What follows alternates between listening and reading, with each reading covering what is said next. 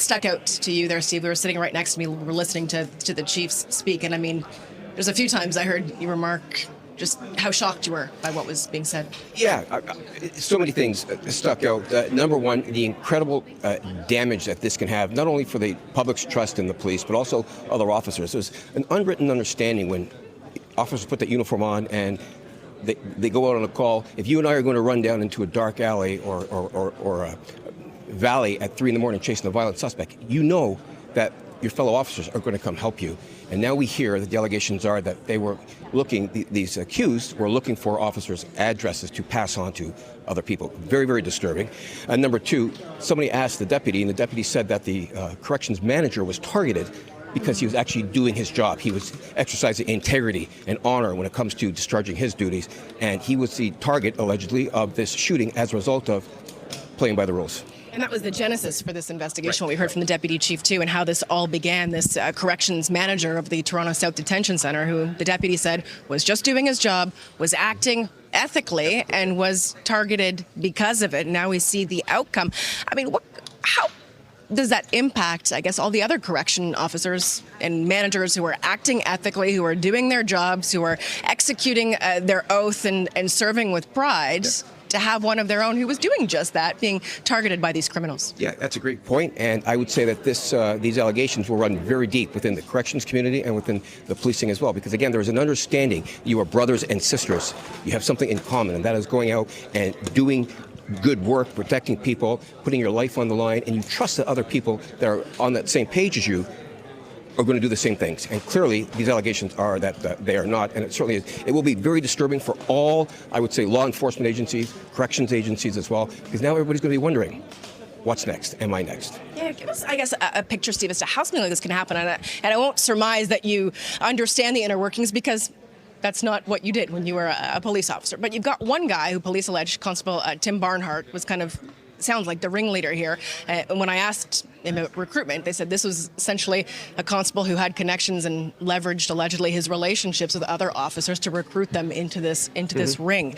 How does something like that happen? How does Constable Tim Barnhart, for example, go up and say, "Hey, Sarge or fellow constable, you should join me in this life of organized crime and corruption"? Therein what makes criminal organizations so successful. It's human nature. There are humans running all of our organizations, all our institutions. So once they are able to work their way into an organization with only one person, then it spreads. And we did hear the deputy said that the relationships that these officers had with the guy who's alleged to have started this whole thing, the officer who started this whole thing, they had close relationships. So the close relationships are developed, and then it spreads from there. But this goes to show you just how difficult it is to police organized crime, because they are in every organization in existence.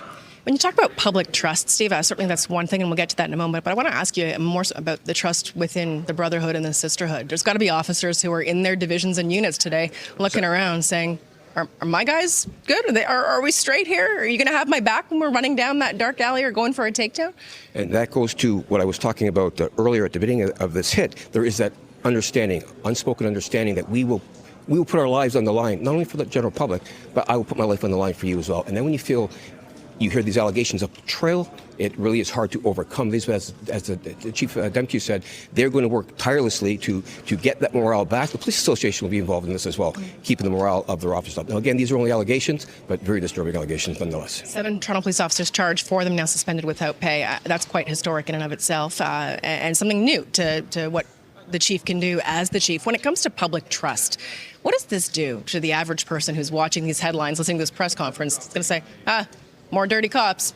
Surprise. Well, that's the avenue that it opens up, right? And if people want to criticize the police, this is even more reason to criticize them. So as the chief acknowledged, there's going to be some difficulty with trust issues now, and he and his service have to work to get that trust of the community back, because without community trust, your police service is neutered. How do you rebuild that now at this point, Steve, when there's been such, a damage, a dent, a blemish on the Toronto Police Service and the public trust? And, I've been hearing from officers all day who are saying we all take the same oath, we all wear the same uniform, we all have the same badge. And now it's tarnished because of poor decisions allegedly by a small group of members. How do you rebuild that trust? Transparency.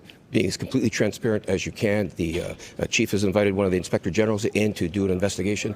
He and his senior officers now will most likely meet with all of the officers in all the divisions, perhaps town hall meetings as well. Association will be a part of this, but everything needs to be transparent and above board. And at some point in time, they can work on getting the trust back. But no doubt about it, trust has been shaken and questioned as a result of these allegations. What about the chief's role in this? I mean, public. And I asked the chief, too, how can the people of Toronto still have confidence in you as the leader of this organization, the largest municipal organization in our country? How do they do that? And how do you think the chief, maintains that trust, not only with his members, but with the general public at large?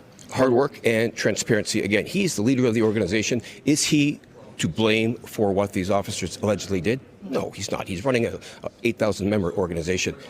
There are human beings in that organization. Ultimately, he's the one that needs to be upfront and lead the charge, if you will. But if he were to resign, it would be symbolically. What's gone on below him has got nothing to do with him. Sure. He runs the organization. He controls all of that, but he certainly doesn't control the day-to-day lives of these officers. When the chief appears before City Council and says, we need more money, we need to do more money for do our job to protect the citizens of Toronto, and they get that money, they're getting it in the budget. How much, I guess, more sure does the chief have to be that his I's are dotted, his T's are crossed moving forward in being steadfast, transparent, and regain that trust as well? Yeah, well, it's tremendous responsibility when you are the chief of police, but when it comes to leading this investigation, his organization, he will be transparent. He will invite in all of the eyes to critique that investigation. And as he said, they'll follow the evidence. It'll go where it goes. His difficulty now is rebuilding that trust with the community and with the officers themselves. Certainly an interesting case, an eye-opening case. Steve Ryan joining me here at York Regional Police Headquarters. And Jamie, of course, will have much more coverage here on CP24 as well of this story as the morning and afternoon continues on. But some pretty serious allegations against these 7 Toronto police officers, as was reported right here on CP24 late yesterday evening. Jamie. We appreciate that report, Steve and Beatrice. We're going to have a lot more on this breaking news story throughout the morning and afternoon.